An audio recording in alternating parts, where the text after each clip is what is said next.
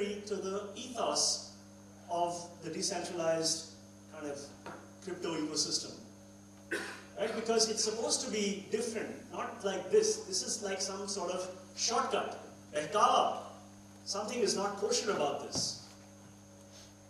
And this missing link is this potential space. Usko traction kahiyega. I will offer the idea of social mining. You can imagine games in which the tokens come into existence as a result of the activities of the community. What activities? Like coming to a meetup could trigger the genesis of 3 tokens for every member. Running a working group session, technical session, could trigger the release of 11 tokens to the host.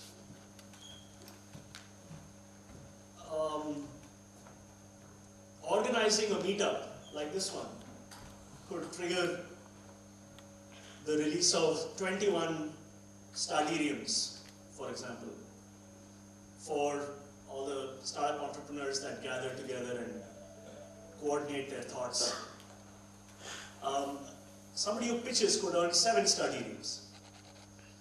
Now, one way this is handled with Genesis tokens is that there's a token reserve and they're given out of the token reserve. Right? The question this begs is, what do you do when the token reserve is depleted? So I find great inspiration from Steam, right, which is almost one of the last more sophisticated blockchains to be launched just prior to the ERC20 protocol. And what they say is, well, anybody who's part of the community is going to get more Steam tokens issued to them as a result of their actions, based on an algorithm that they're continuously tweaking. If you publish content on Steam, you will gain more tokens. If you retweet or whatever, repost, if you disseminate, in other ways you will be benefited because they will redistribute tokens to you. Those tokens will not be hiding somewhere in the back. They'll come into existence on a periodic basis. So what I'm actually interested in is ways of constituting communities such that the good works that they do together and the beneficial activities that create value for individual members, create value for the community as a whole in relation to the outside world, can be tokenized. And in my view, that's actually the revolution like ahead of us. That's what it means to be able to mint your own money. That is, you have that power, but you can't abuse it. You actually have to use it and design its use in a manner that reinforces value. Have I lost you guys? No. Okay. So, how to tokenize? This is actually the preoccupation and topic of our own community. I have been warned by my partners, do not call it an accelerator. So it's not an accelerator. It's not even a decentralized accelerator. It's just a community. And our goal is to gather together and incentivize people to think about how to tokenize correctly. How to tokenize in a manner that brings new communities into existence. And that community is also called Stardirium, and its token is also called Stardirium. And it began life as a way of saying, well, this incentive mechanism is designed particularly for startups. It's not designed for other things. It's designed for people who were already building startups and are now contemplating a token instrument through which to bring their startup more rapidly into existence, or to use that token to make their operations more effective. So even as we have begun from a startup metaphor and moved to a kind of ecosystem metaphor, even as our heads have gone like crypto in the last 6 months, we have come to acknowledge, that there are many things that we were doing wrong earlier as startups. If you think of the Sequoia 12 slider, they care about how you monetize, how you show revenue. They care about your unit economics. there is no slide around externalities, which means that the entire deck is an instrument to create externalities. What is externality? Well, things like pollution, for instance, is an externality, something that happens as a result of your activity, but which is never accounted for within the original design of the business. जब आप token बनाने निकलेंगे, you will immediately learn, if you guys have been trying, that the token flow makes no sense until it is circular. Right? If the tokens are falling in and never going anywhere, then you are not done. Then you've got a problem. You've got a design problem. But if the tokens are flowing in a manner that is cyclical, possibly like, ever expanding like an involute, outvolute, then you may have like something going. In the context of token design, we see that the unit is the community or the ecosystem and not the business. The business is a part of the token ecosystem. That's where we're at right now. We can continue to debate this, and the opportunity for that is momentarily. So would you like to, we have a couple of questions, or would we? Do we have any questions? It's all good? Okay, so we can start with our discussion. Chalo.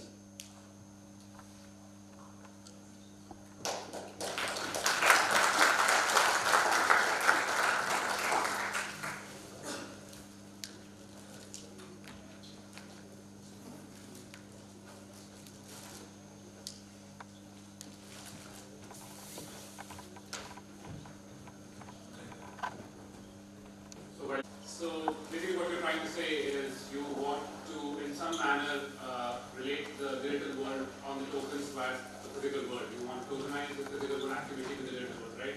That's the basic gist. I think everybody's been doing that for 25 years. Right? Not with tokens, but they've been interrelating the physical and the digital world. Yeah, right now when I mean, think of Uber. Yeah. It showed you that there's nothing that can't be digitized, Yeah. digitally coordinated. Yeah, perfect. So, and with tokens, the first thing that comes to mind is that there is a network effect involved, and maybe you can leverage it in some manner in the real world and will be utilized. So, what happens in blockchain? Basically, there is a sort of verification that you have to do. Might work. Go ahead. Yeah. So, there is a certain aspect of verification that if somebody is doing an activity, it has to be verified, and the token is distributed of some manner, right? So, I've given it a thought, and maybe you've given a lot of thought more than me that. What according to you is that verification? How can we do that in the real world? And how can we not make it into, if somebody keeps on doing that again and again, and we have to, control the tokenization in the network? How have you been thinking about that? So I think you're asking many more complex questions than I could easily answer. What I have thought about is that you can have offline and online mechanisms of token transactions. And you can set up a token to be associated with certain values and principles and tenets. And then you will identify some of the top 20 or top 20 percentile which will gather most of the value. And there will be other things that you will not be able to formalize in your platform or even through your meetups. But through your values and principles and the articulation of what in fact your token and community stand for, you may be able to gather up all the rest. And still people will do whatever they want, because that's how ecosystems also work.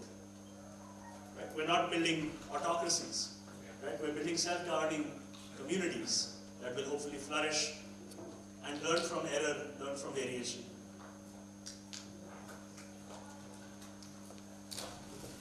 Okay, you're really good.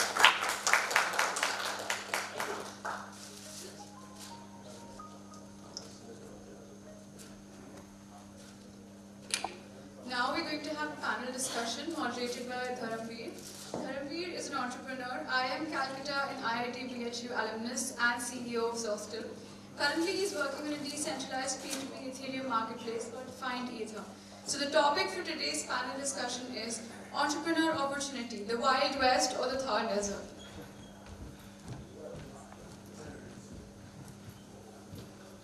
Kumar? Since we all have come over here, a lot of us are looking to build something or are thinking to understand how to evaluate the overall blockchain space and how to maximize our individual or collective team opportunity in the industry. And this is a completely informal discussion. I'm sitting with the entrepreneurs who have been active in the space, and this is your time to be interactive and ask questions which helps you understand how they have been thinking and how they have already cracked the code that we are looking to crack. So if Kumar, you don't mind, I'd like everybody to take a minute to introduce yourself. I thought you were going to do that. Anyway, so I'm... We can have the lights on. Yeah. That's way better, right? So my name is Kumar. I'm based in San Francisco. My first company, which is based here in IIT Bombay, started 3 years ago, was Oxysis Group. Now we are going public in Toronto Stock Exchange. It's a new but meanwhile, because of this ICO bubble and the token sale, we did a token sale called Cash Out, which just concluded on 5th of December. We sold around $33 million worth of cash tokens. So that's pretty much... I'm writing a new white paper, how to conduct more regulated and regulated ICOs, because based on the experience which I had of last 40 days, yeah. Hi, I'm Gaurav. I've been running a company by the name Infotech Hub, also known as ITS Technologies. We have been into a lot of product development and a lot of client engagement, ranging from blockchain innovation to robotics to brain-computer interface and a few smaller AI projects. These days we have come up, like looking at the ICO bubble, we have come up with a product by the name ICO 10, wherein we help a lot of people to simply tokenize their idea, nothing acceleration, nothing doing with acceleration and stuff. And it's just like because of a lot of people from around the world have a common problem wherein Ethereum can't take the traffic that they push into during their tokenization. So our platform enables absolute freedom of tokens as well as absolute freedom of release. So yeah, that's me. So hi guys again, I'm Arabdha. I probably already heard this, but yeah, I come from a computer science, marketing and technology background more or less, and a little bit of business. I did a couple of startups before doing Iconic Lab, which is an ICO accelerator, and we just had an extensive talk about this, so I wouldn't bore you with the details again, and I'm going to pass it on to Hi everyone, I'm Manav. I've done my computer science and MBA in marketing from Delhi. I have 12 years of slogging experience in different fields, industries like insurance, luxury, consulting, e-commerce. Right now, me with my team, we are trying to solve the problem of identity through blockchain. It is called WellXID, and we have our ICO in the coming weeks. And I also represent a community effort called Blockchain Foundation of India, where we are trying to connect all the startups at a common platform so that there could be knowledge sharing and there could be acceleration and incubation as well. So we have someone who's already done an ICO, both of you guys help people conduct ICOs, and you are going to conduct an ICO. So my first question to all of you is, as an entrepreneur, there are so many exciting opportunities globally, I say, right? With data science, AR, VR. Now, these are fields that we believe are going to impact almost all industries, similar to, let's say, blockchain, right? So when I think about the blockchain space, about starting up in the blockchain space, what differentiates it particularly from any other industry? What are the pros and cons of me committing myself to this industry for decades to come? And how should I mentally frame myself, right? Because building a company, which industry are talking about? We are talking about the whole blockchain space, because I'm not committing to other spaces, because even to evaluate, it's been over almost close to 20 years since I've been studying, meeting people. I met Kumar in a couple of meetups in San Francisco as well, and there's still so much more that's coming at a rapid pace to just keep yourself up to date with the market on a continuous basis, right? And I'm committed over here. I'm looking to build a strong base for the years to come. Right? So how do, as an entrepreneur, I'm sure there are, and I've met a lot of community members as well, who are really about to think that they have to take their first steps in the initial phases. But are there any differences in terms of industry outlook that we should probably think about that is going to take much much more time, maybe we are in the 96th era, anything on those lines. Just to simplify, you're asking us why someone who's considering blockchain should get into blockchain right now. Yeah, why I want to start up, why should I start up in blockchain rather than anywhere else? Okay. So first things, I think in terms of timing, it is kind of the perfect timing to get into this. Blockchain today is what internet was about 20 years back, and the whole potential of the industry is probably utilized up to 5 to 6% right now. So the kind of growth that's coming in is quite commendable, and this is probably a great time to be in the space. Secondly, I think in blockchain, if you look at the companies that are there right now, they're quite easy to collaborate with, synergize with, invest in, or even get to know, because most of them are startups. Pretty much all of them are startups. So you don't have any giants yet. So if you're thinking of creating a company here, again, that's something that you should definitely consider. Being in a space of ICOs, I think we have seen that the investors and the investment community especially, there's a lot that's trapped and that's quite interested in the crypto space and blockchain per se. So if you're an entrepreneur looking at startups, that's probably some of the resources, some of the facilities that you'd like to capitalize in some sense or the other. Just to answer the question, obviously the media and kind of capital now the industry have, that's one motivation. I came into the industry 2013 when none of these existed. And the main motivation was how the human society has been organized. And what blockchain tried to do, just bring that back, the decentralization which we had. Correct?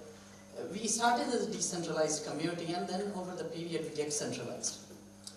And we did this because once we started, the globalism started, and we had to do businesses where we started creating these trust entities who became very, very crucial for the society. If you remove these trust entities from the society, how it functions today, we just stop doing business. It just doesn't work. If you don't have a bank, you can't work. If you don't have a government, you can't work. So there was a need of this centralized entity which came. But what as a technology or the white paper in 2009 demonstrated that there could be a possibility, we're still not there, we can say that still that society can be built, but what in 2009 it shows that there is a possibility to create a peer-to-peer system which can be completely decentralized, which can disintermediate some of the intermediaries from the society. So it's more the motivation side. If you are an entrepreneur and you are looking to obviously build something from the greater good of the society, for developing that next big idea that where community is going, that's more like my motivation from where we started. But now, after 2015, things changed completely. So I think now, guys, you have more reasons to find out. Yeah. Right. So I believe if as an entrepreneur you want to get into blockchain or you're thinking blockchain, then apart from Kumar's point about decentralization and we getting to centralization because of business use cases and business intentions, but on those lines I would like to extend a little. I would say that there are certain reasons that you really need to look at while pushing your product as a blockchain product. Blockchain has been there for a while, we all know that. And I would just say that there are certain pointers that you need to take care of.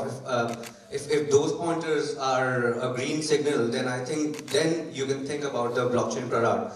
ICOs, of course, they have just come in, but blockchain has been there. So just as a quick thing, I can tell you as entrepreneurs, if your product rotates around ideas of, I can just give you some pointers like one is trust. So if your product solves the problem of trust, then yes, you should go for blockchain. If your product solves the problem of authority, that in your ecosystem